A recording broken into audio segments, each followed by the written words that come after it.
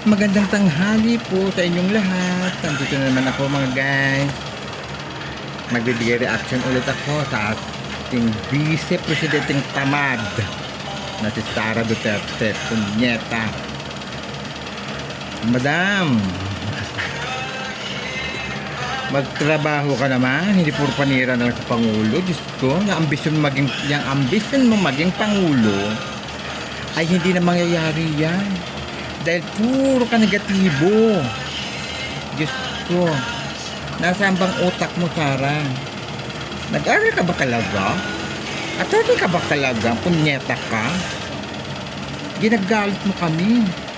Kaming mga Pilipino bumoto sa inyong dalawa ni Bongbong Marcos noon ay sinira mo ang tiwala namin sa inyo. Ikaw, na babae ka, ang walang biyak. Sinisira mo ang Pangulo. Ayop ka. Nakakagigil na yung pagbumuka mo. Puro ng balandra sa tim. Ang lapad-lapad pa naman. Okay ng ina mo. Ayop ni Sara na to. Batik itong batiko. Wala mang ginagagawa. Okay ng ina mo kung magnakaw. Di lahat na lang. Okay ng ina mo. Ayop ka. Nakakagigil ka eh.